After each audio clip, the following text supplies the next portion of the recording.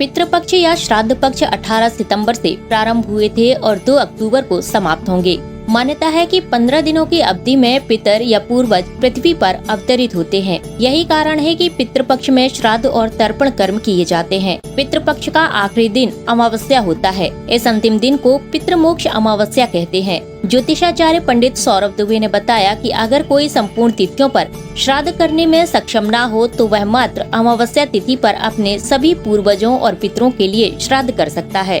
अमावस्या तिथि पर किया गया श्राद्ध परिवार के सभी पूर्वजों की आत्माओं को प्रसन्न करता है।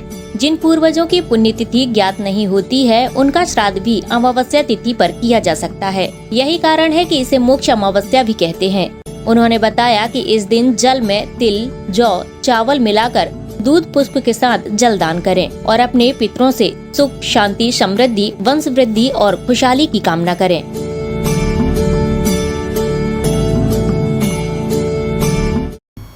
जय श्री राम।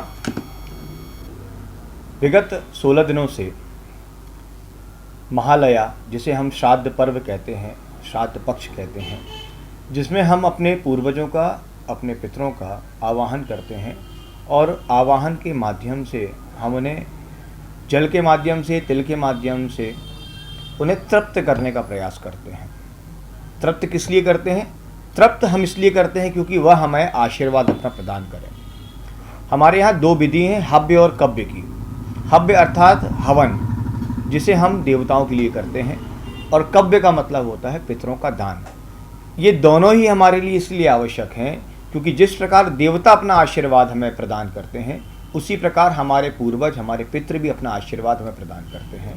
और कहा जाता है कि आश्विन कृष्ण पक्ष में इन 16 दिनों में हमारे जो पूर्वज हैं, हमारे जो पितृ हैं, वह हमारे सबसे नज़दीक होते हैं और अपना आशीर्वाद देने के लिए ही वह हमारे निकट आकर के अपना आशीर्वाद हमें प्रदान करते हैं।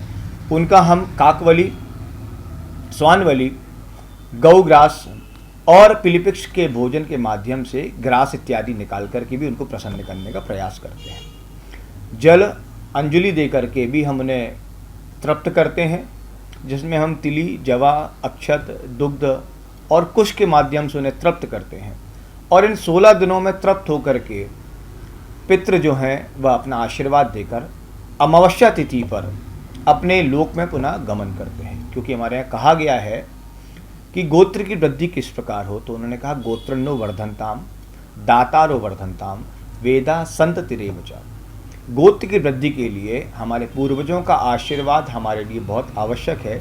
इसलिए हम उन्हें इन 16 दिनों में तृप्त करके अपने लिए ही कामना करते हैं कि हमारे गोत्र की वृद्धि हो, हमारी संतति की वृद्धि हो, हमारे परिवार में सदा सुख समृद्धि बनी रहे आपके आशीर्वाद से। यही प्रार्थना हम इन 16 दिनों में करके अमावस्या तिथि पर अपने पूर्वजों का हम विसर्जन करते हैं किसी नदी में या फिर अपने घर में उन्हें जल दे करके, और फिर उस कुश को जो है हम किसी नदी में अथवा तालाब में उसका विसर्जन कर देते हैं।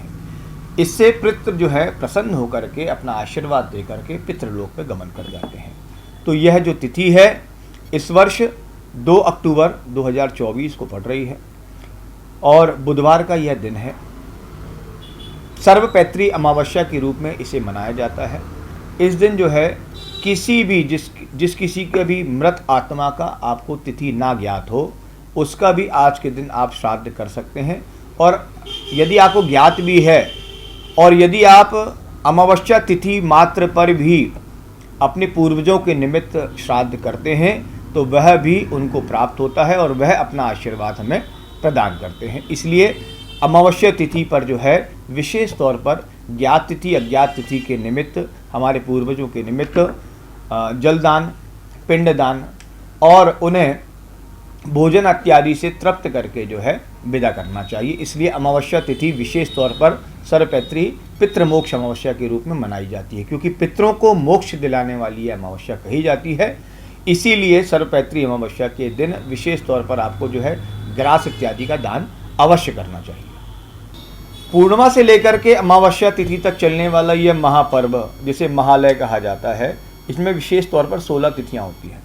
पूर्णिमा तिथि पर जिसकी मृत्यु हुई है उसका श्राद्ध पूर्णिमा को होता है प्रतिपदा द्वितीया से लेकर के चतुर्दशी तिथि तक यह सभी अलग अलग तिथियों में जिन जिन तिथियों में जिसका मृत्यु हुई है उसका श्राद्ध किया जाता है। परंतु अमावस्या तिथि एक ऐसी तिथि बनाई गई है या ऐसा माना गया है कि अमावस्या तिथि पर जिसकी भी तिथि हमें ज्ञात हो अन्यथा ना हो, हम अमावस्या तिथि पर यदि उसका श्राद्ध कर देते हैं तो वह उस श्राद्ध के माध्यम से तृप्त हो जाता है। 16 दिनों में यह तिथियों में भ्रांतियाँ भी बहुत हुई हैं इन 16 दिनों में, क्योंकि पूर्णिमा और प्रतिपदा का श्राद्ध एक साथ था। अष्टमी तिथि में भी ये भ्रांतियाँ थी क्योंकि अष्टमी तिथि जिसे हम महालक्ष्मी के रूप में मनाते हैं उसका भी श्राद्ध जो है वह एक दिन बाद मनाया गया, इसीलिए ये भ्रांतियाँ बहुत सारी थी। तो चतुर्दशी तिथि जो है वह 1 तारीख को मनाई जाएगी और 2 अक्टूबर को जो है पितृमोक्ष अमावस्या मनाई जाएगी।